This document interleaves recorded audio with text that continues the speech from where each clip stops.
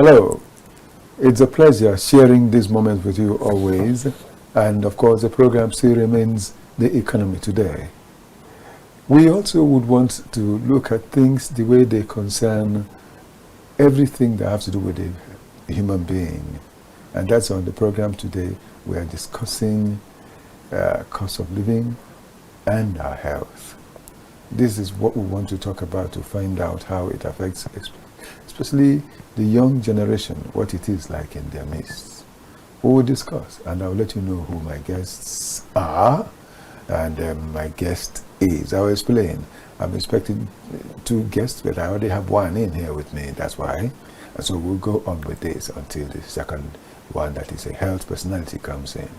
But right now, I want to let you know that I'm Okechukwu Onubogu, and it's a pleasure again. Now, the guests that will be coming in with me will also come in, but then I will let you know too that we have our news bit for today.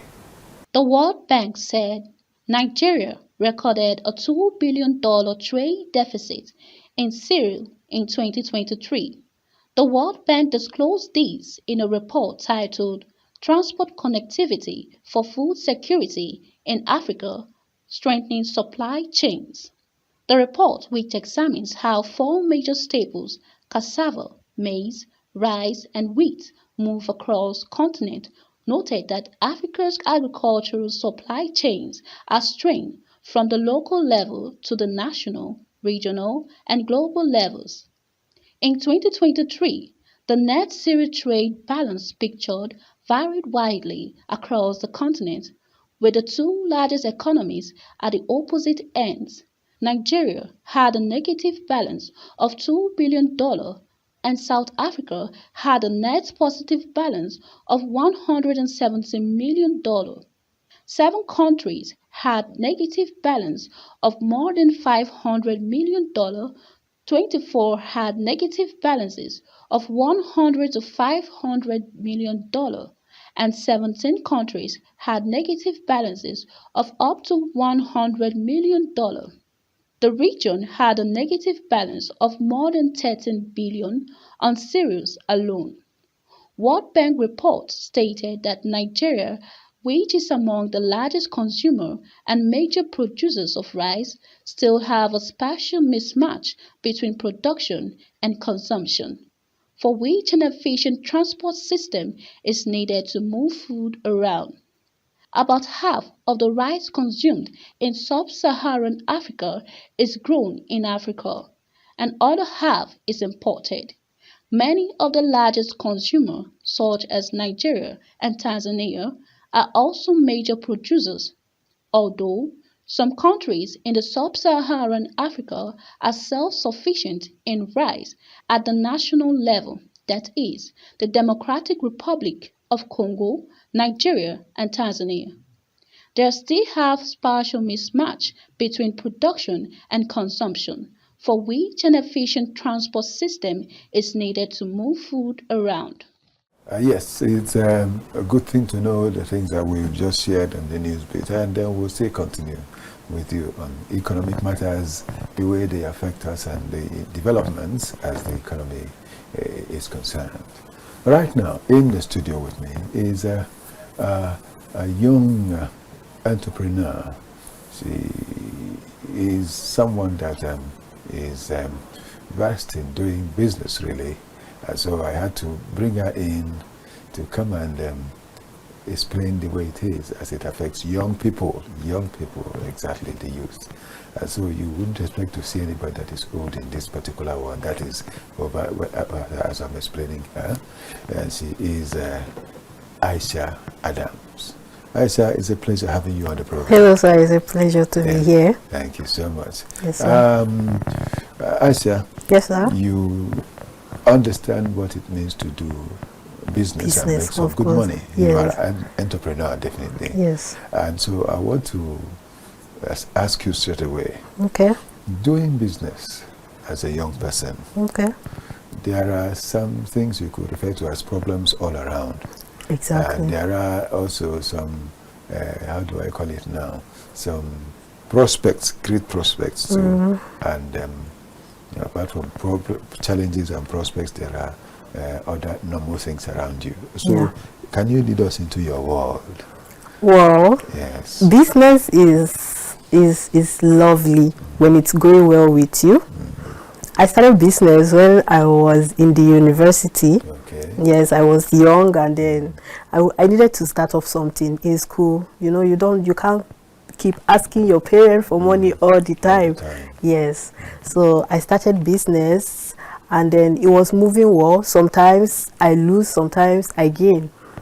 Of course, the economy is part of it. I won't lie, honestly, because things I used to get for a cheaper rate back then in 2023, because I started my business 2022. Okay. You don't get them at same price anymore.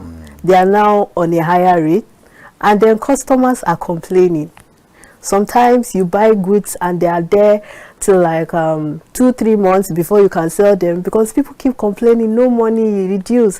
And at the end of the day, you're not making any sales, you're not making any profits on the business you spent all your earning, all your life money on. Do you get? So it's really hard, honestly, but we are trying to see how we can at least make it a better one for our customers, of course, because as they say, customers are always right, right? Yeah. So we try all our best not to make them tired of patronizing us. Let me use that word. And not to make you try the best you can to make them not to lose your patronage. Yes. Or you not to lose their patronage. Lose them, rather. yes. Okay. So no matter what, we are always trying to be there for them, and then make, even if we don't make too much profit, at least a bit. You understand? So that's that. Okay. Thank you so much. That is you're leading us into your world today. You're welcome, sir. Yes. And then the other one I want to ask, you see, like I mentioned it, that it has to do with the health too. Yeah. Among young people, we have seen different kinds of health hazards, you know, for those who are taking the negative things in narcotics and all that. And we've seen some who have gone into one thing or the other that has led into some diabolic things that or diabolical things that has led into, that would have led into their having mental problems. Yeah. Their mental health not being in order any longer. Have you seen such a thing among young people, and how have you been able to, let me use the word, handle it, and maybe, and have you gone in, have you, as a result of serious business, also sometimes a young person begins to think and it could even lead to one thing or the other. Have you ever seen this kind of thing? Have you even experienced it as a human being?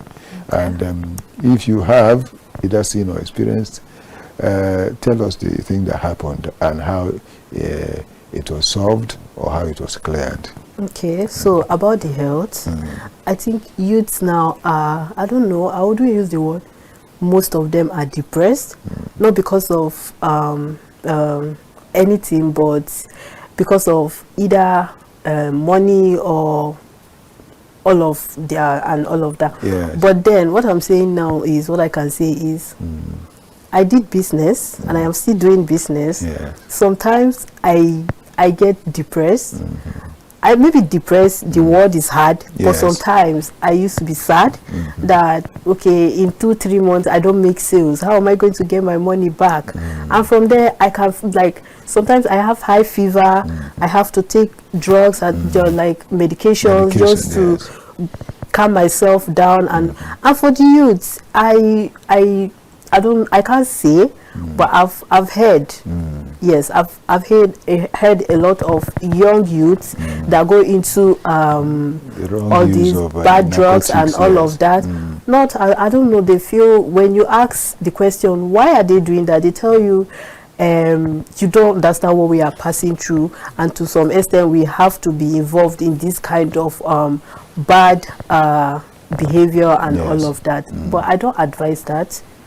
I grew up in a very good and conducive environment, I would use. So I I have not really come across someone that has maybe breakdown because of a bad behavior, drugs and all of that. And yes, but all I can say is business can lead you to be in a sad position sometimes, where you just have to think about it. You'll be like, or should I go into another business if this one is not working well?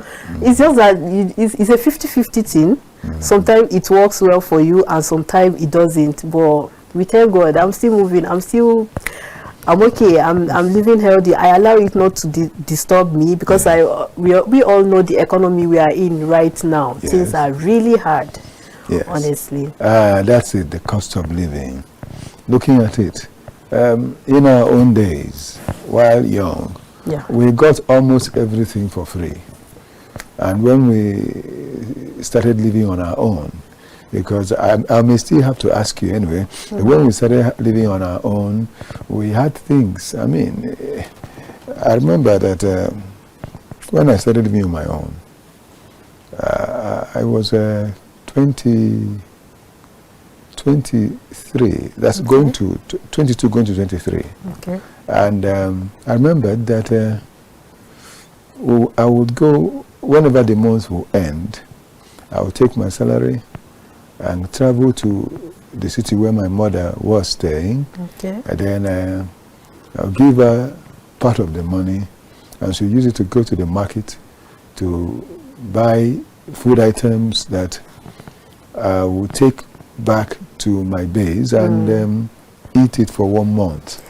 And after that, I'll return again when the next salary comes. Just like that, we were doing it like that until in at fact, the stage. Yes. I did the same thing while I was in the university. Okay. Yes, okay. I sometimes send my grandmother money because she lives in the village, and my village is closer to my university. Okay. I just tell her, send me some food stuff since things are more cheaper in that. Yes, so she'll just send it. At least it lasts me a month plus before I can, start asking. Yes, okay. Honestly. So like in my own case, we did it, but now these days, and I also remember that the house rent then was almost nothing to bother about.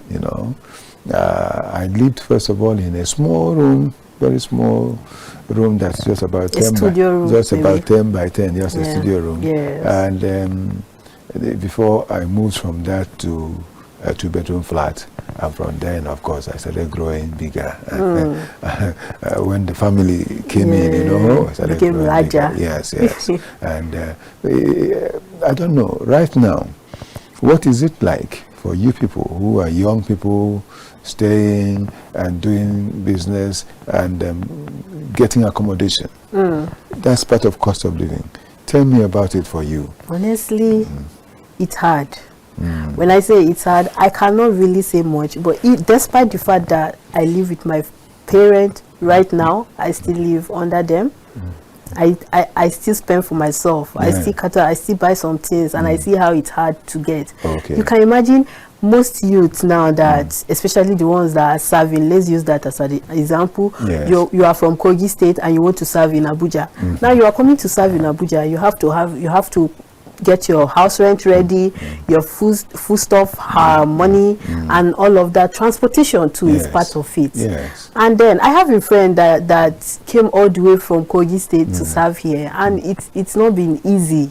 It's not been easy because the house rent alone is a lot. A whole lot. Then talk of feeding before transportation. No, it's really hard on us, honestly. I'm so lucky that I'm still, in fact, sometimes if I think of maybe I should start start from somewhere, get a house, start my business, make it a bigger one in my space. You understand? Yes. I think about the cost of living. I'm like, are you really ready for this? Okay. So, yeah. Thank you so much. We will still continue with this, but right now we will take a break, and this break is to bring in the mental health coach that is also part of the program for today. Let's just bring her in. Yes, good to know you're still there for us, and we're still here for you. And we brought in the person I said we need to bring in, and that's talking about the mental health coach. And regular coach on this program, really, whenever we need to have something else to do with mental health. I'm talking about the electable Laniyi. Good to have you on the program again, man. My pleasure, sir. Yes, Thank you so much. All right. We have been discussing, and we've been talking about, that's the topic for today. We've been talking about the cost of living and our health. And Aisha has done justice to the business side of it. Even a bit of, she also brought in some bit of the health matters as it concerns the young people. So we want to ask you right away, Tayo, looking at the cost of living today, and then looking at the health of people, the mental health in particular of everybody, even apart from mental health, even the general health, well-being of people. I know it's no longer what it used to be, but tell us what you think about it. And apart from what you think about it, what can be done about it? Because there are things about it that must be discussed. Okay. The economy has a great impact on the mental health of everyone and on the general well-being of everyone. And like we all know that mental health has to do with the overall well-being of everyone, which has to do with your emotional, mentally, psychologically, and physical health of everyone. And when you don't have enough resources to be able to take care of your health, then the health deteriorates. So, and we need resources to be able to take care of our health. There are a lot of people that are working. They are working so strongly. They are working with so much effort, and they're not seeing what they are working for. That means the finances or the salaries are not enough to cater for all needs because of the high cost of living. The high cost of living is on the increase, and it's not enough, to be able to cater for everything. So that's why we tell people not to just stay on one stream of income, but to multiply and have many sources of income so that they can be stable.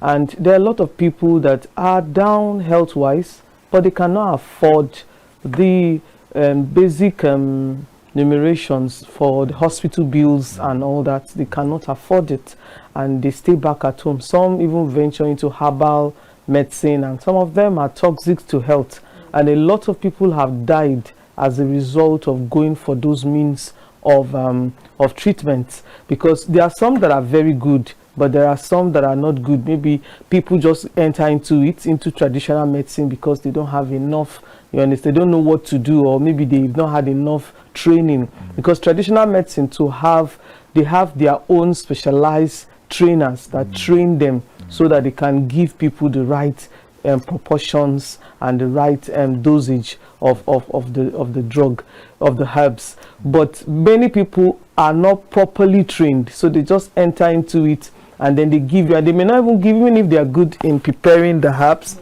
they may not be very good in giving the right ratios and the right proportions for the individual. And you see many people's health deteriorating, and a lot of people have died in the process, and all is as a result of a lack of enough finances to be able to fend the family. And a lot of people are out there too in the hospital.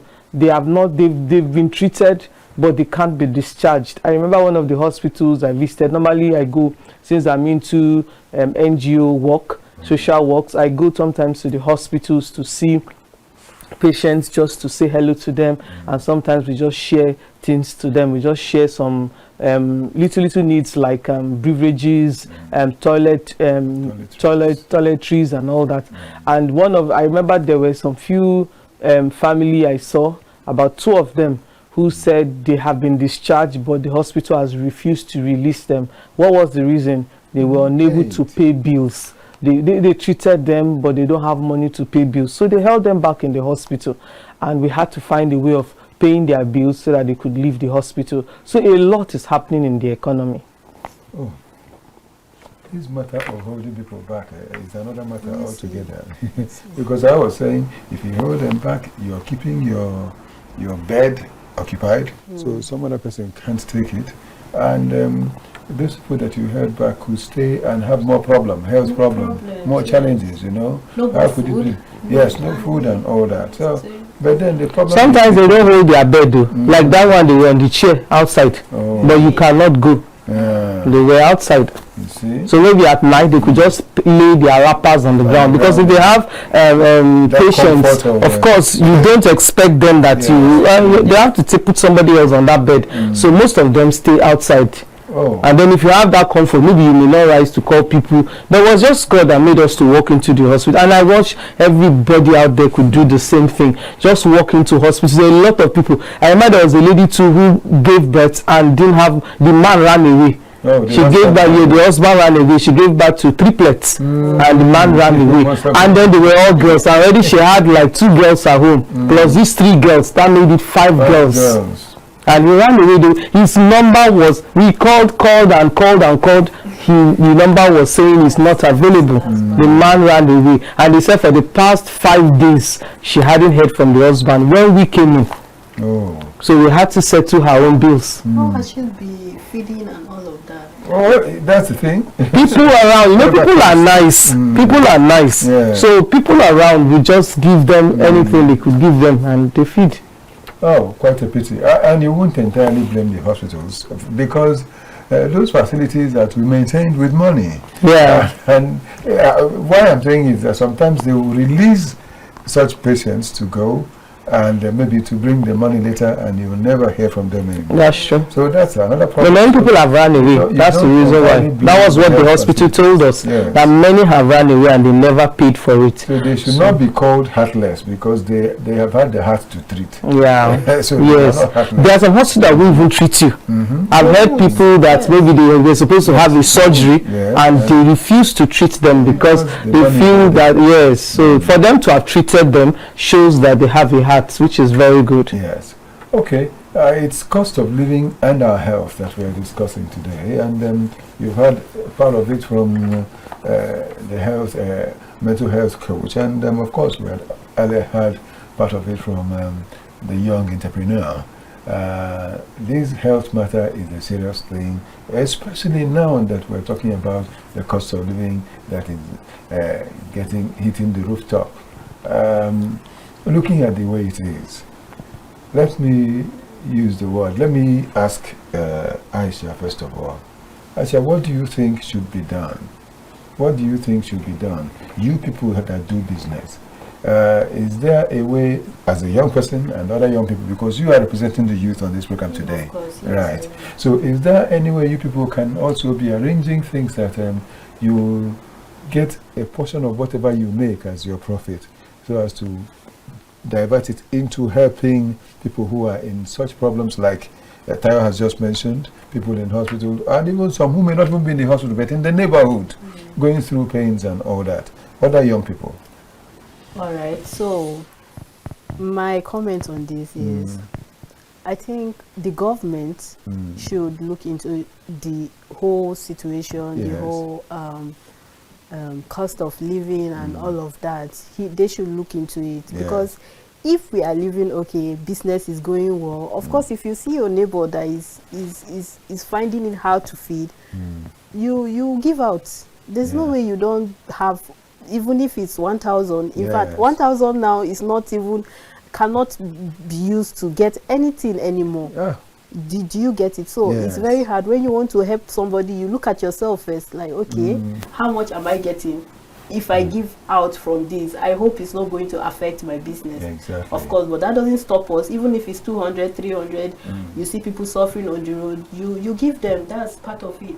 You are helping your neighbor. You understand? Yes. So I feel the government should look into it. Like, they are not, I don't know, I would just say, they should just do the best for us, the youth that are coming, because we are seeing, there's not even leaders of tomorrow anymore. We are the leader right now. So you are the leaders of today. We really need to, things have to work our way so we can live happily, because some people are very sad, and it's as a result of either they don't have money to feed, they don't have money for accommodation. So people are sleeping on the road, Yes. on under the bridge and all Yeah. of that, because there's no money. You came all the way from your village to the city to hustle, and you are here.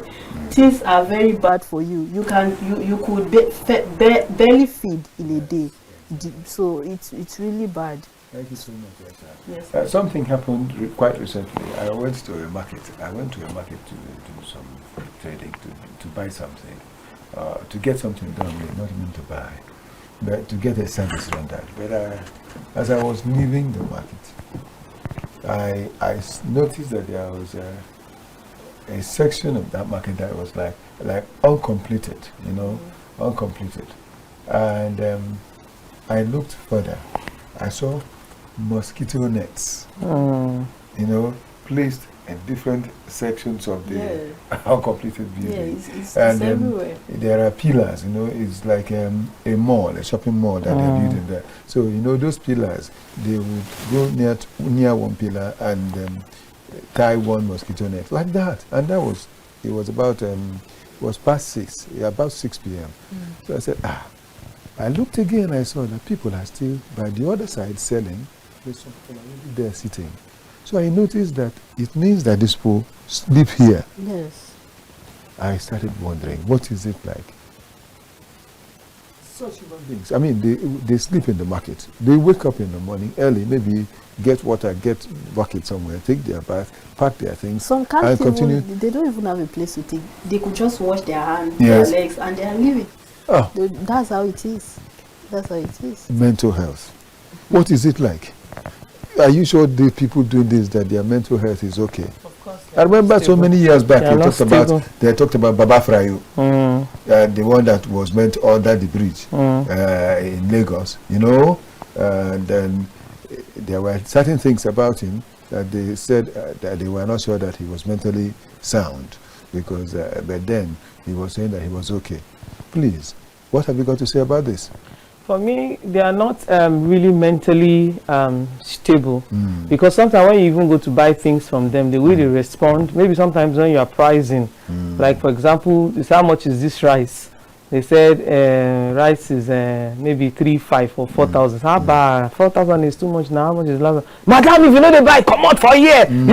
You see, from just the response, you know that this person is not mentally stable. Okay. This person is already being affected. It's already been traumatic. There's something that is traumatizing this person, and maybe because of the environment of where the person is coming from. Exactly. In fact, I remember there was a time it was even perfume. These Hausa people that sell this perfume and all that. And then, there's this particular perfume I wanted to buy. And then I saw the perfume. I like the aroma. So I went back to look for, because I just bought it one time like that. And I liked it very well, because everybody said the aroma lasted very long. Okay. I noticed that it lasts so long. So I went back to see the person. And when I got there, I said, how much is this? He said, it's so amount. I said, but the last time I came, I said, Madam, thank God you said it's the. He was very. Thank God you said it was the last time. This is another time. You see how things are expensive. He said, talk. I said, God, do just for one small statement I made. I've heard so much from the man. I knew that there was something not stable. Okay. There was something not right. Fact, something you get from the market today, you cannot go back tomorrow and they will give you for the same price. It's not possible. It's not possible. It's not possible. Things are increasing every day by day. And so we need to know how to treat people, because I tell people that we need to try and understand with ourselves when we go to work and we see our bosses shouting, screaming. Is mental health, poor mental health. There's something affecting. They are traumatized by what is happening in the economy. They are not stable. They don't know how to handle some of these issues, and we need to be very careful too as individuals, not to allow anything be put down our mental health, because the rate at which people are going concerning their mental health, they may have a total breakdown. So, and like I want to respond to what Aisha said. She was talking about the government. I want to tell her that sometimes you don't put all the blame on the government. Sometimes we just need to rise up. There are many people that have finished. I remember there was a guy who finished from school, and when I was asking him that what's your plan after school, then he told me that his plan after school is to enter into the market. I said, He said he just did the degree for doing sake because government has nothing to offer. So he has prepared his mindset. When we prepare our mindset, then we will not allow anything to bring us down mentally. You will not allow anything to overwhelm you. Just prepare for the way. So everybody, as you get your certificate, have a plan B for yourself. If it happens that you get a job by the government, fine. If you don't get by the government, then hard. you know that okay, you've already made a way. There are many people making money online. Yes. Many people making money, taking advantage of the internet space. Yes, and they are making good money. About honest business online. Yes, online business, even content creating. I remember I was listening to there's this guy called what's his name? Is it? I've forgotten his name. There's this guy that does content on Facebook. I think with them macaroni, all of them. Okay. They are all graduate. There's even one of them that is even a dropout from school, but still he's making good money for himself in content creating. So there's a lot to do. There's a lot to do to make money. So everything is not government cannot do it for. We have the masses. Is so much billions of people. How many billion are we in this country? The government cannot cater for everybody. So everybody just have to take their life in their hands right now and don't depend on the government and find a way out. If the government, like I remember when I graduated and I got married and things were not moving, what do I started selling cakes on the roadside. I remember I go to NYC camp, every NYC orientation their camp. I go to spend 3 weeks and we stay in the camp from morning to 1 a.m. I leave that place 1 a.m. and I was selling cakes and other snacks. Yes. Just to make a living. So, all right, Ma, do you know because of this, government people can decide not to go to school anymore because they feel like, okay, after the school, but school is important. Well, I will have to let us. Yes, I will have to let us start rounding up because I have little time. So, but let's hear you in the next 2 minutes. We'll be out of this place. Okay. What were you saying? Trying to conclude? Yes, I was saying that in every way, government still have their role to play there. You cannot go to the university, you try so hard to get a good result, and then you come back home. I know you have to have a hand skill and all of that, yes. But you come back home hoping to get a job, and then you just, don't find a year, 2 years, no job. But all the same, on that part, the government should pick up and do something, really. Some people might just say, okay, let me just, I'm not going to school again, mommy. Just leave me. Let me just go and do business and see how I can raise up money. I remember first that guy. His father told him, you want to do music, no problem, but get me a degree first from the university. So he went and read law, brought it and gave to the father, said, now, can I go and do my music? Another fellow, Okechukwu, former minister, the son, wanted to do music. He said, you must give me an MSc before you do that. And the boy got it. That's why he said he's the DJ with the MSc. You know, there's a difference between somebody that is doing music that didn't go to school and the one that went to school. The English, look at Fowles, the songs he sings, the meaning too, the dramas he does and all the movies he does. You look at the good English. They're compared to people that didn't go to school and they sing. You know the difference. Thank you so much. The difference is clear. Well, that's how we'll be rounding up today. Education is very, very important. It's been a very interesting package. I wish we had so much more time to enjoy this. But then I'll make effort to get you people again so we'll still talk more about this. I want to say special thanks to you, Aisha. It's a pleasure having you. And this wouldn't be the last time of having you on this program. No problem. You have truly, effectively represented the youth. And I must say, kudos to you for being here. Thank you and so much. Your business, may it prosper too. Amen. And to Tayo, it's a pleasure having you. As always, a great coach doing it well for us. Thank you. Thanks for being here. Thank you. Well, thank you so much for being part of it. I wouldn't forget in any way to thank Ihanyi Ugoji for being there for me. I am grateful. I also want to thank Sam Omaji, and I also want to say thanks to so many others who are there. I can't just remember all now, but Victor Adeyeye, thank you so much for being a great editor. And let me say also to Felix Akinjagola, thank you, and your colleague, I thank you so much. Well, this is how we'll be concluding today, and I say, join us next time on the program. And for me, may the best happen to us all the time.